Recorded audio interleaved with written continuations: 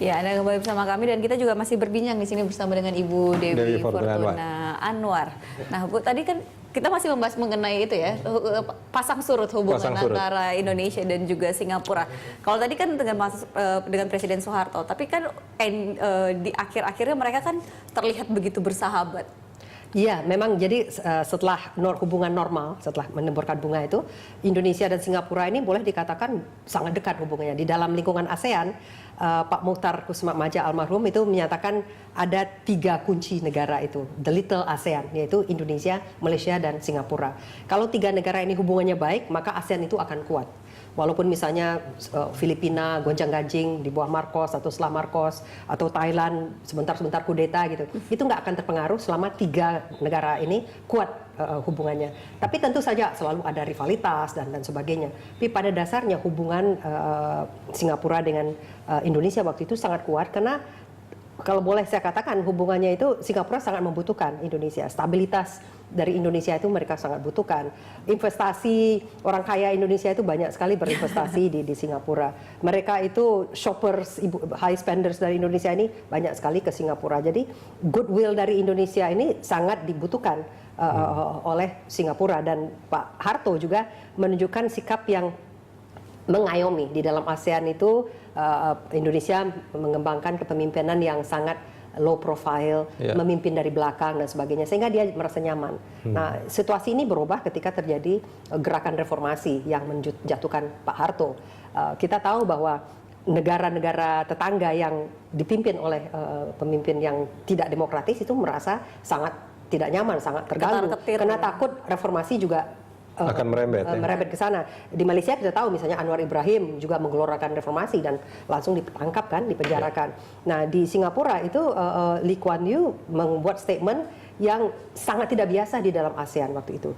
Dulu pakemnya dalam ASEAN itulah negara ini saling menjaga hubungan, tidak pernah mau mengkritik apa yang terjadi di negara tetangga. Kan ada pakem itu non-interference in each other's internal affair yang sangat dihormati waktu itu. Walaupun kadang-kadang juga dihormatinya kita mendiamkan pelanggaran HAM di negara tetangga, kita diam karena kita tidak boleh mengkritik gitu. Tapi ketika di akhir masa belum Pak Harto jatuh, ketika Pak Harto mengangkat Pak Habibie sebagai wapresnya, itu Lee Kuan Yew mengeluarkan statement yang sangat tidak lazim di kalangan ASEAN. Apa itu? Karena dia berkomentar bahwa kalau Habibie yang diangkat itu tidak akan stabil. Kemudian Pak Harto jatuh dan dia mengatakan kalau Habibie jadi presiden, dolar akan menjadi 16.000 dan sebagainya. Jadi ini membuat perasaan yang sangat tidak mengenakan, karena langsung menunjukkan vote of no confidence ya. Tapi kan juga langsung dibalas sama Habibie. Nah, jadi ini kita bilang memperburuk hubungan. Jadi tadinya hubungan antara sesama negara ASEAN yang erat, tapi gara-gara komentar Pak Lee ini itu agak tegang hubungan dari Jakarta, karena Pak Habibie sebagai presiden RI yang menggantikan Pak Harto merasa secara pribadi langsung diragukan kemampuannya. Benar, waktu itu Pak Habibie membalas. Saya kebetulan hadir waktu itu, waktu wawancara Pak Habibie dengan salah satu media asing.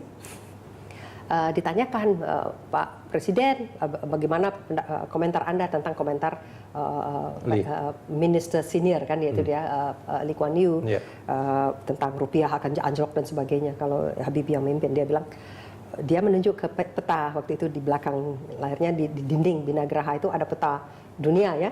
Anda lihat nih Indonesia, ini yang hijau ini semuanya nih Indonesia ya. Nah, tuh lihat mana tuh Singapura itu nggak bisa lihat tuh, hanya just a red dot on the map.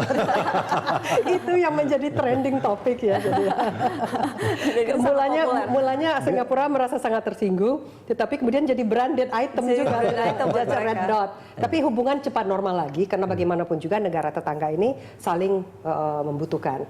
Walaupun terus terang saja banyak kasus-kasus waktu itu yang membuat hubungan agak tidak nyaman juga. Salah satunya adalah masalah ekstradisi. Kita tahu bahwa itu sampai sekarang itu belum. Jadi salah satu yang diinginkan oleh Indonesia dari Singapura adalah penandatanganan ekstradisi, mutual legal assistance dan ekstradisi. Karena banyak sekali para koruptor Indonesia ini dengan mudah menyeberang, apakah lewat Batam atau terbang langsung ya sampai di Singapura, dan mereka secara terang-terangan misalnya menunjukkan mereka berada di Singapura, yang lagi DPO di Indonesia bisa dilihat shopping di Orchard Road. Bukan hanya shopping, kadang malah punya apartemen mewah dan punya apartemen mewah dan diwawancarain, mungkin diwawancarain oleh TV Indonesia, tapi mereka tidak bisa diapa-apakan. Nah, jadi itu sulit sekali Singapura tidak mau melakukan perjanjian ekstradisi tersebut. Kedua, yang juga sejak zaman pemerintahan Pak Habibie itu, Indonesia meminta agar Singapura bersedia membuka data perdagangan bilateral. Karena tidak pernah mau Singapura membuka data perdagangan bilateral Indonesia dan Malaysia dengan Singapura tersebut. Karena yang terekam di BPS itu diperkirakan jauh lebih kecil dari sebenarnya ekspor Indonesia ke sana, karena banyak sekali terjadi unreported, artinya smuggling ya, penyelundupan. Singapura tahu itu sehingga nggak mau membuka. Jadi ini dua hal ini masih tetap menjadi ganjalan sampai sekarang. Oke. Nah, tapi kita mungkin kalau ngebahas itu nanti akan lebih dalam soal politik dua negaranya nih.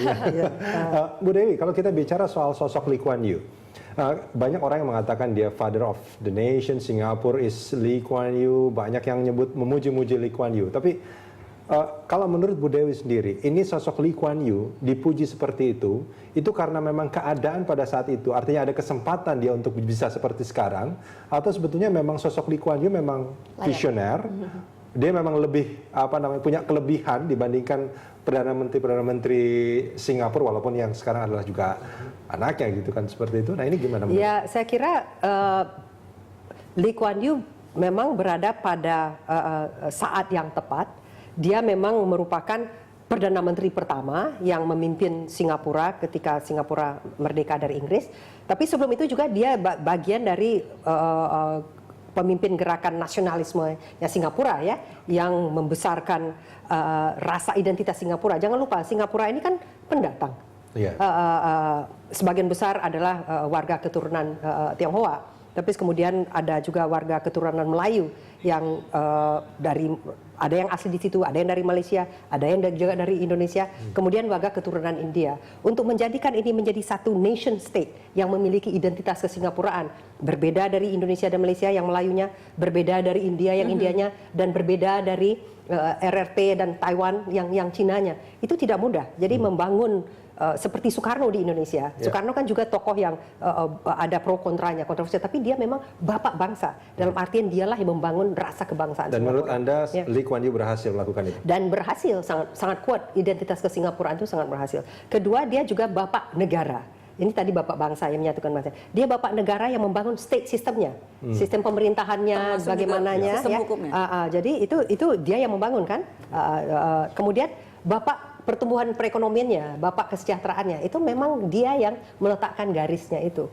Dialah the grand architect, tapi tidak sekedar arsitek, dia juga went into the details. Dia yang secara sangat teliti itu melakukan micromanagement, sampai mengatur bagaimana toilet harus flush, bagaimana orang menyeberang jalan, bagaimana chewing gum tidak boleh sampai di atas kereta api. Tapi sampai apa gitu. Sebenarnya? Ini bedanya antara Soekarno dengan Lee Kuan Yew. Jadi Lee Kuan Yew ini boleh dikatakan antara Soekarno dan Soeharto ya. Soekarno itu kan bapak ide, vision tentang nation state. Lee Kuan Yew punya itu. Soeharto adalah bapak pembangunan. Dan kalau Lee Kuan Yew juga punya itu. Bung Karno kan tidak terlalu teliti dalam bidang ekonomi. Nah, Lee Kuan Yew juga terlibat dalam bidang pembangunannya. Jadi dia memang itu, sehingga akhirnya kan ada joke ya, how are things in Singapore? Fine and fine. Artinya sedikit-sedikit kena fine, kayak denda. Sedikit-sedikit kena denda. Bukannya fine baik-baik saja ya, tapi Bu, yang menjadi pertanyaan itu kan adalah kenapa bisa Lee Kuan Yew itu menerapkan aturan yang benar-benar tuh sampai ditaati oleh seluruh warganya. Nanti kita akan bahas ini di segmen berikutnya. Pemirsa, kami akan segera kembali saat lagi.